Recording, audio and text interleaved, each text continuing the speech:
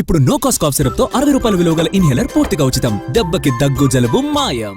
BRS చేసిన తప్పులకు ఇప్పటికే ప్రజలు తీర్పిచ్చారని, మళ్లీ అదే తప్పు చేస్తే వచ్చేసారి ఆ మాత్రం హోదా కూడా దక్కదని అన్నారు సీఎం రేవంత్. బీసీ రిజర్వేషన్లపై సహకరించకుంటే ప్రజాక్షేత్రంలో శిక్ష తప్పదన్నారు. మీరు తప్పులు చేసిండ్రు, మీ తప్పులకు ప్రజలు శిక్ష విధించిండ్రు, ప్రజలు ఒక తీర్పు ఇచ్చిండ్రు. ప్రజలు ఇచ్చిన తీర్పు మేరకు ఈ ప్రజాప్రభుత్వం ఏర్పడ్డది. ఈ ప్రజాప్రభుత్వం ప్రజలకు ఇచ్చిన మాట ప్రకారం వాటిని అమలు చేస్తుంది. అమలు చేయడానికి మీరు సహకరించండి.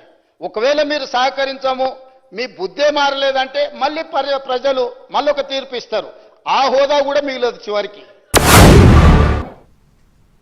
కేసీఆర్ ఇంటి పేరు మీద సీఎం రేవంత్ సెటైర్ వేశారు. కలువకుంట్ల కాదు, కలువకుంట చేసే కుటుంబం అన్నారు. బీసీలు ఓసీలు కలవద్దు, ఎస్సీలు ఎస్టీలు కలవద్దని, అందుకే వాళ్ళని కలువకుంట కుటుంబం అంటారని అన్నారు. అధ్యక్ష, అది కల్వకుంట్ల కాదు అధ్యక్ష, కల్వకుంట ఉంచడం అన్నమాట. ఎవ్వరు కల్వకుంట ఉండాలి.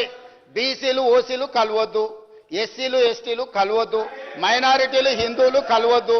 అది కల్వకుంట చూసే కుటుంబం అధ్యక్ష, అది కల్వకుంట కుటుంబం కాదు.